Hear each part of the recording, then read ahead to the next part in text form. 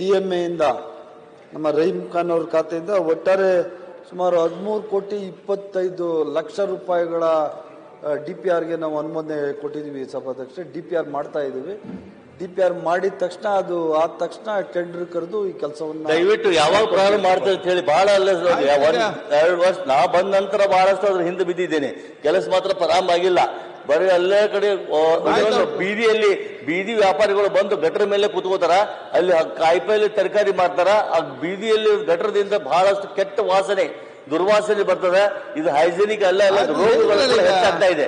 ಇಲ್ಲ ಇದ್ರ ಪ್ರಾಧಾನ್ಯ ಕೊಟ್ಟು ಹೇಳಬೇಕು. ಎರಡನೇ ವಿಷಯ, ಇನ್ನೊಂದು ವಿಷಯ ಬಹಳ ಮಹತ್ವದ್ದು ಸರ, ವಾಟರ್ ಟ್ರೀಟ್ಮೆಂಟ್ ಪ್ಲಾಂಟ್ ಎಲ್ಲ ಕಡೆ ಮಾಡ್ತಾ ಇದ್ದಾರೆ. ವಾಟರ್ ಟ್ರೀಟ್ಮೆಂಟ್ ಪ್ಲಾಂಟ್ ಇದು ಒಂದು ವೈಜ್ಞಾನಿಕವಾದದ್ದು. ಹೊಲಸ ನೀರು, ಕೃಷ್ಣಾ ನದಿಯಿಂದ ಬಂದಂತ ನೀರನ್ನು ಅದನ್ನು ಶುದ್ಧೀಕರಣಗೊಳಿಸಿ ಎಲ್ಲರಿಗೂ ಕೊಡಬೇಕಾಗಿದ್ದು. ಅಲ್ಲಿ ವಾಟರ್ ಟ್ರೀಟ್ಮೆಂಟ್ ಮಾಡಿ ಯಾವ ತರ ನೀರು ಬರ್ತಾ ಇದೆ, ಅದಕ್ಕೆ ಯಾವ ಟ್ರೀಟ್ಮೆಂಟ್ ಕೊಡಬೇಕು, ಕ್ಲೋರಿನ್ ಕೊಡಬೇಕು, ಮತ್ತೆ ಇನ್ನಿತರ ರಾಸಾಯನಿಕಗಳು ಕೂಡಿಸಬೇಕು.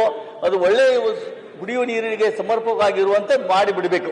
ಅಲ್ಲಿ ಲೇಬರ್ ವರ್ಕ್ ಹಚ್ಚಿರ ಅಲ್ಲಿ ಒಬ್ಬ ಕೆಮಿಸ್ಟ್ ಇಲ್ಲ. ಒಬ್ಬ ಕೆಮಿಸ್ಟ್ ಇದು ಬಹಳ ಅಪರಾಧವಾದದ್ದು. ಇದು ಬಹಳ ಕೆಟ್ಟದ್ದು. ಇದನ್ನು ಈಗಾಗಲೇ ನಗರದ ಆಯುಕ್ತರಿಗೂ ಕೂಡ DC ಅವರಿಗೂ ಕೂಡ ಬಹಳಷ್ಟು ಹೇಳಿದ್ದೇನೆ. 1 ವರ್ಷದಿಂದ ಇದಾಗ್ತದೆ. ಒಬ್ಬ ಕೆಮಿಸ್ಟ್ ಅಪಾಯಿಂಟ್ಮೆಂಟ್ ಮಾಡ್ತಾ ಇದ್ದಲ್ಲ, ಇದು ಬಹಳ ದುರದೃಷ್ಟಕರ, ಬಹಳ ಹೀನಾಯಕರ. ನಿಮ್ಮ MLA ಮಾಡಿದ್ದಾರೆ, ಅಧಿಕಾರಿಗಳು ಮಂತ್ರಿಗಳು ಕೂತ್ಕೊಂಡು ಅದು ಬೇಗ ಸಮಯಕ್ಕೆ ಬಗೆಹರಿಸಿ ಫಾಲೋ ಅಪ್ ಮಾಡಿ.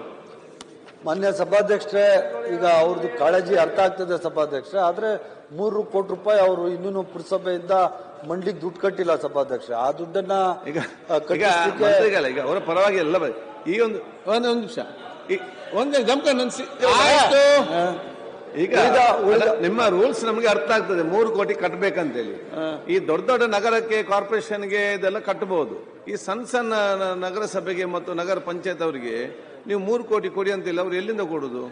ಅದರ ಬದಲು ನೀವು 3 ಕೋಟಿ ಇಷ್ಟು ಕೋಟಿ ಫಿಕ್ಸ್ ಮಾಡೋ ಬದಲು ಅಲ್ಲಿ ರೆವಿನ್ಯೂ, ಒಂದು ನಗರಸಭೆ ರೆವಿನ್ಯೂ ಅಥವಾ ಒಂದು ನಗರ ಪಂಚಾಯತ್, ಪಟ್ಟಣ ಪಂಚಾಯತ್ ರೆವಿನ್ಯೂ ಎಷ್ಟಿದೆ, ಪುರಸಭೆ ಆ ಪುರಸಭೆ ರೆವಿನ್ಯೂ ಎಷ್ಟಿದೆ, ಅಲ್ಲಿ ಇಷ್ಟು ಪರ್ಸೆಂಟೇಜ್ ಕಟ್ಟಿ ಅಂತ ಹೇಳ್ಬಹುದು. ಇಲ್ಲ ಅದು ನೀವು ಇಲ್ಲಿ 13 ಕೊಟ್ಟದ್ದು ಖರ್ಚು ಆಗುದು ಇಲ್ಲ, ಅವ್ರಿಗೆ 3 ಕೋಟಿ ಕಟ್ಟಲಿಕ್ಕೆ ಆಗುದು ಕೂಡ ಇಲ್ಲ. ಆಯ್ತು ಸಭಾಧ್ಯಕ್ಷ, ಈಗ ನೀವು ಹೇಳಿದ್ಮೇಲೆ ನಾನು ಫೈನಾನ್ಸ್ ಅವ್ರ ಹತ್ರ ಮಾತಾಡಿ ಆ 3 ಕೋಟಿ ಸಹ ಸರ್ಕಾರದಿಂದ ಕಟ್ಟಲಿಕ್ಕೆ ಏನಾದ್ರೂ ಅವಕಾಶ ಅವರಿಗೆ ಮಾತ್ರ ಮಾಡ್ಸೋಣ ಸಭಾಧ್ಯಕ್ಷ. Will do it.